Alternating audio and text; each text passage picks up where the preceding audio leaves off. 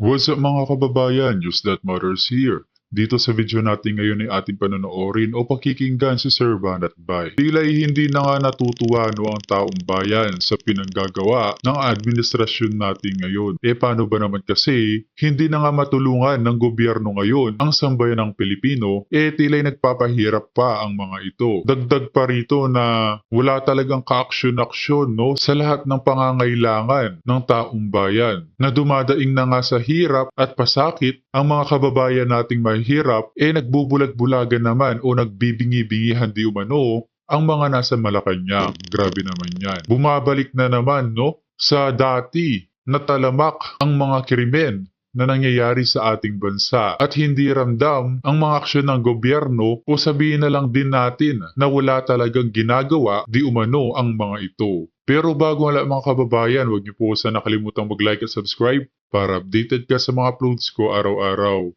At yun na nga no mga kababayan, hindi naman sa pagiging pro no at pagiging anti sa Marcos administration, totoo nga naman na walang pagbabagong nangyayari sa ating bansa na nangunguna pa nga ngayon ang takot at pangamba sa kung anong maaring mangyari sa bukas na darating para sa nakararami. Kung kaya naman hindi ko na patatagalin pa, heto na ang buong video. Droga, kakalat yan. You know why? Yung mga mahihirap, they would run to droga para maano yung gutom. Pangalawa, easy money. Ang pakinggan natin, yung taong bayan. Kaya nga ako, ang encouragement ko sa SMNI, let's ask the people from the streets. Masaya ba kayo? Nakakakita ba kayo ng improvement? Yes or no? Ganun lang. Walang halong politika. Correct. Do you think nag-i-improve ang gobyerno natin? Nag-i-improve ba ang pamumuhay mo? Kaya nga ito ang tanong ko sa inyo. Kayo na lang nag-i-improve ba ang buhay ninyo? Kung hindi, at kung nag-i-improve ba ang pakikitungo nyo sa gobyerno? Kung hindi, wag na tayong magsalta ng anti-Marcos, pro-Marcos. Wag na. Buhay na lang ninyo ang magsasalita kung may nagagawa nga ba ang gobyerno. Yun lang yun. Wag na tayong magpaikot-ikot. Tama, mali. Di ba? Alam ko ba na nung nagka-krisis sa ekonomiya dito sa Italia, ang daming nagpakamatay dahil sa problema sa work at pera. Meron pa pinatay ng pamilya. Kaya nga ngayon tandaan ninyo, pag naghihirap ang bayan, matik yan, aangat ang krimen. Tama. Matik po yan, aangat ang krimen, magkakaroon talaga ng problema sa peace and order. Anong ibig sabihin problema sa peace and order? Marami din ako nakakausap na napasok sila sa pagiging, anong tawag doon, yung parang delivery boy. Hindi ko alam kung anong tawag nila doon sa mga nagbebenta sa karsada. Not because they want o tinitikman nila. Hindi sila adik. Pumapasok lang sila doon. It is because sila po ay walang pera. Easy money nga, ika nga Kasi dadalhin mo lang mula sa kanto na to, sa kanto na yan, 200 pesos na. Yun, runner. Diba? So kumakalat yan. Ano pa kumakalat pagka naghihirap ang bayan? Dumadaming snatcher, magnanakaw sa kalsada, holdupper, dumadami.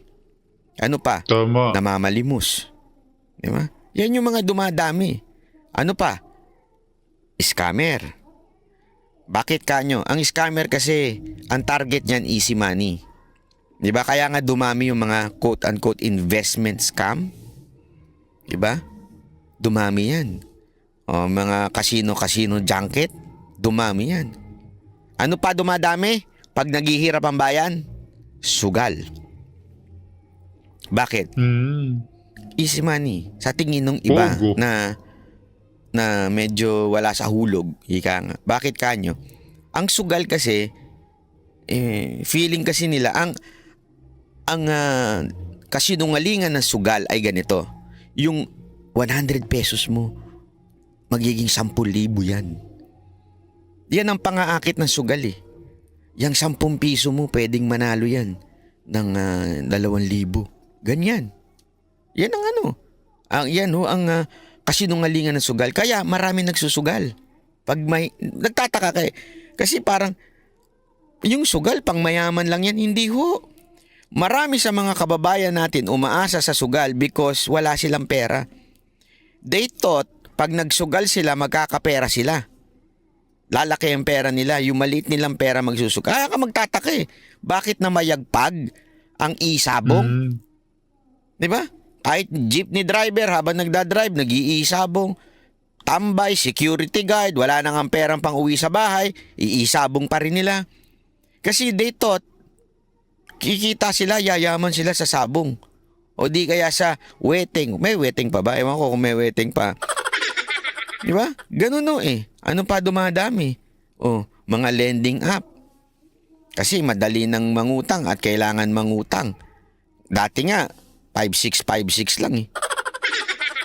Ngayon, mga lending app na. O, scatter, malakas ngayon. Ano yung scatter? Ano yung scatter? Hindi ko alam yung scatter. Scatter malakas ngayon. Ano yun? Baka squatter. Hindi, joke lang. Hindi ko alam ha. Oh, di ba? Oh, ito pa iba pang mga balita, tingnan natin ha. At para naman meron pa tayong maibalita dito ngayon, no. Ito. Ito, grabe ho ito, sobra itong balita na to. Sabi ko nga naman, no, MMDA nga naman, no. Ay, nako. Viral ang matarik na rampa sa bahagi ng EDSA busway sa PhilAm Quezon City. Ayon sa DOTR, hindi nasunod ang tamang sukat ng rampa. Yung scatter, sugal? Anong naman sugal yun? Sugal boss sa cellphone. Alam na alam mo, Diego Latigo, siguro nagsusugal ka nag-i-scatter ka, ha? Ano sugal yun, scatter? Dami influencer ng promote ng sugal. Correct. Bakit? Laking pera dyan eh. Totoo. Kaya nga yung yung meron ako napanood na iimbestigahan daw yan, yung mga influencer na nagpo-promote ng sugal. Ako, all out ako dyan. Hindi lang yung imbestigahan. Kasi kalayaan naman nila yan. At saka kung legal naman yung sugal, wala problema. Ang akin lang, nagbabayad ba sila ng tamang buwis? 'Di ba? Sana 'yan ang bantayan. Okay? Pero ako against ako diyan. Hindi ko sisisihin yung ibang nagagaganyan, ha. Wala tayong magagawa, pero ako against ako diyan.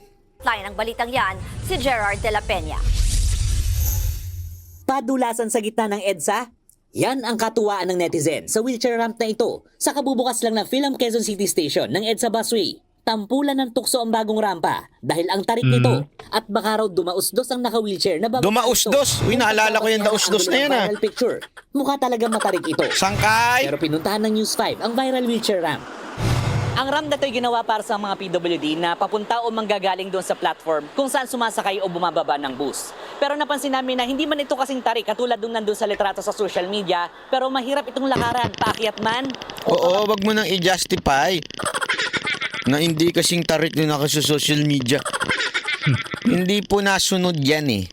Merong hindi nasunod dyan, ha? Ito, papaliwanag. Ba?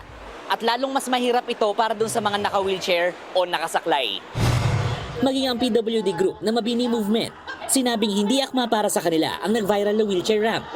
Kasabay niyan, nanawagan din sila na gawing accessible sa mga PWD ang mga estasyon sa EDSA busway. Sa ngayon, ang dami pa rin hindi accessible na lugar, lalo na ang carousel bus. Nandoon ng guidelines na dapat mag-comply ang gobyerno. Ang Department of Transportation nakatuwang ng MMDA sa pagpapagawa ng footbridge. Aminadong medyo matarik ang ginawang rampa. Kung pagbabasehan daw sa National Building Code, dapat sa bawat isang pulgadang angat ay may 12 inches na haba ang rampa. Hindi raw ito nasunod sa PhilAm. Hindi nasunod yung tamang pamantayan ng paggagawa ng wheelchair ramp. Nako. Ano kaya ito? Hindi, ako nagtatanong lang ako. Meron kayang kumita dito? Meron yan, may ano yan. Nasita na raw ito ng DOTR isang linggo bagong Sabi dito, ang lakas ng Sadya PWD, siguro that's so yan. elevated. Hindi, actually, ano to, contest ata to eh. May contest sila dito. Kung sinong unang makaakyat, merong reward. Di ba? Kurasyon ng footbridge. What the DOTR did is to contact yung contractor and nagsabi na kami sa kanila that things should be Yan. So, eto yung sinasabi natin. Paulit-ulit natin sinasabi to. Sabi nga nung kaibigan ko, di ba? Papaalala ko lang yung sinabi ng kaibigan ko. Kasi sinabi ko sa kanya, alam mo baka ang maging next kingmaker, yung mga gambling lords. Alam mo, sabi niya sa akin, hindi totoo yan, bay. Ang Naku magiging po. next kingmaker ay yung mga kontraktor. Kasi ang laki ng kinikita ng isang kontraktor sa bawat proyekto. Yan nga yung Correct. sinabi ni Magalong, di ba? Magkano? Ilan na lang ang natitira sa proyekto? I think 40%. If kung naalala ko yung tamang numero na sinabi ni Mayor Magalong, ganun na ang korupsyon sa Pilipinas ngayon. So dito, may kontraktor na kinokontak na mali ang ginawa. Hindi ko alam kung tinipid o sadyang, kasi alam mo Grabe. problema ganito may bidding yan, di ba? So kunwari may amount na pinagkasunduan. Halimbawa lang hindi ko sinasabing ito yan 10 million halimbawa yung pagpagawa niyan. Ang ipapagawa lang diyan mga 4 million, 3 million, yung the rest corruption na. Mapupunta sa congressman, mapupunta dun sa ahensya, mapupunta dun kung saan kanino na napupunta yan. Okay? Correct. So ngayon, since dahil dyan, liliit ngayon yung gagawin. Diba? Ibig sabihin, liliit na. Kung ano man yung gagawin, magiging substandard na. Ganun na nangyayari. Kaya nga ang tanong natin dito, diba, is meron kayang kumita sa animal na project na to? 40% sa congressman, sabi ni Spencer. Lisa Kamimura, 43 man sa Happy Mansari, 43 Mansari.